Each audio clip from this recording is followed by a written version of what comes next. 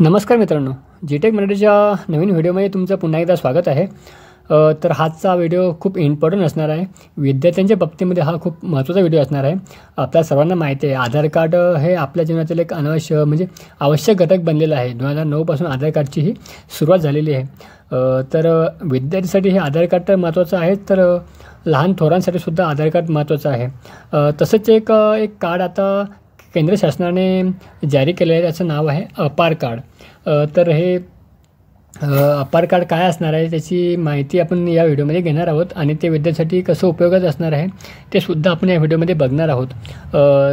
तत्पूर्वी तुम्ही जर आपल्या चॅनलवर नवीन असाल तर चॅनलला सबस्क्राईब करायला विसरू नका आणि जर तुम्हाला हा व्हिडिओ आवडल्यास, तुम्हाला जर यातून काही मिळत असेल ना, तर आपल्या व्हिडिओला एक लाईक नक्कीच करा। तर चला सुरू करू आजच्या व्हिडिओला।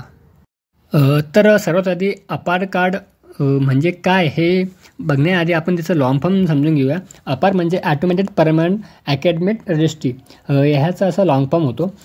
तर थोडक्यात याची माहिती आपण समजून घेऊया। शाळाबाह्य विद्यार्थ्यांच्या शैक्षणिक प्रवासांचा तपशील, गुणपत्रिका, विद्यार्थ्यांना शासनाकडून मिळणाऱ्या सुखसुविधा, शाळाबाह्य विद्यार्थी व अर्ध्यातून शाळा सोडलेल्या विद्यार्थ्यांचे प्रमाण कमी करून पुन्हा शिक्षणाच्या मुख्य प्रवाहात त्यांना आणण्यासाठी आता अपार कार्ड हे अगदी महत्त्वाचं ठरणार आहे। तर लॉकरच्या मदतीने अपारमधील आपण सर्व शैक्षणिक वर्षातील विद्यार्थ्यांच्या सर्व नोंदी ह्या आपल्याला पाहता येणार आहे।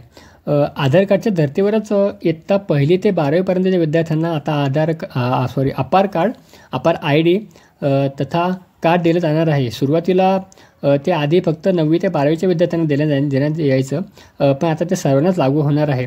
पण त्यासाठी पालकांची त्यांच्या वडिलांची संमती असणं आवश्यक आहे। एक राष्ट्र एक ओळखपत्र या धोरणावर देशातील सर्व विद्यार्थ्यांना हे आधार कार्ड आता दिले जाणार आहे। त्यामुळे शैक्षणिक कागदपत्राऐवजी आता या कार्डवरच विद्यार्थ्यांची संपूर्ण माहिती उपलब्ध असणार आहे। केंद्रीय शिक्षण मंत्रालयाच्या आदेशानुसार संपूर्ण देशभरातील 1ली ते 12वीपर्यंतच्या विद्यार्थ्यांना अपार ID काढला जात आहे। UIDच्या प्रणालीवर प्रमाणीकरण झालेल्या विद्यार्थ्यांना अपार कार्ड हे दिले जाणार आहे। त्यात विद्यार्थ्यांच्या शैक्षणिक प्रगतीचा संपूर्ण लेखाजोखा असणार आहे। त्यासाठी पालकांची संमती आवश्यक असून पालकांना तो अर्ज भरून द्यायचा आहे। सध्या पालकांच्या बैठका घेण्याचं सत्र सुरू आहे, म्हणजे त्यामध्ये संमती आहे का नाही हे जाणून घेण्याचा महत्त्वपूर्ण टप्पा सध्या सुरू आहे। तर या अपार कार्डचे नेमके फायदे काय असणार आहेत ते आपण बघणार आहोत। तर विद्यार्थ्यांना देणाऱ्या सुविधा, त्यांची प्रगती अहवाल, शाळाबाह्य विद्यार्थी अध्यातून सोडल्या जाणाऱ्या विद्यार्थ्यांवर लक्ष ठेवता येणार आहे। ID प्राप्त झाल्यानंतर विद्यार्थ्यांना शैक्षणिक रेकॉर्ड एका शाळेतून दुसऱ्या शाळेत किंवा जिल्ह्यातून राज्यातून दुसऱ्या राज्यात पाठवण्यास सुलभ होईल। तसंच राज्यातील सर्व विद्यार्थ्यांचे अपार ID विद्या समीक्षा केंद्राला जोडण्यात येणार असून त्या माहितीनुसार मूल्यमापन करून नवीन उपक्रम राबवता येईल।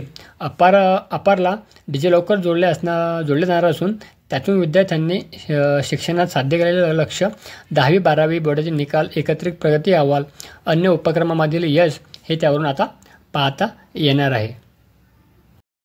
तर ही सर्व माहिती आपण अपार कार्डविषयी बघितली।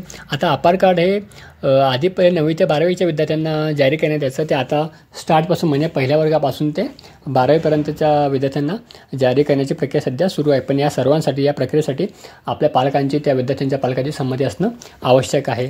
लवकरात लवकर हा निर्णय अंमलात येण्याची दाट शक्यता आहे। काही जिल्ह्यामध्ये सध्या हे अंमलात आलेली आहे, पण काही जिल्ह्यामध्ये अंमलात येण्याची प्रक्रिया सध्या सुरू आहे। तर हाच इम्पॉर्टंट व्हिडिओ तुम्हाला म्हणजे द्यायचा होता, इम्पॉर्टंट माहिती तुम्हाला द्यायची होती। तर चला, तुम्हाला जर हा व्हिडिओ आवडला असेल, तुम्हाला त्या व्हिडिओतून काही माहिती मिळाली असल्यास आपल्या व्हिडिओला एक लाईक नक्कीच करा आणि नवीन असाल आपल्या चॅनलला तर चॅनलला सबस्क्राईब करायला विसरू नका आणि आपल्या व्हिडिओ जास्तीत जास्त लोकांपर्यंत शेअर करा, म्हणजे त्यांना याचा नक्कीच फायदा होईल। पुन्हा भेटूया नवीन व्हिडिओमध्ये, तोपर्यंत धन्यवाद।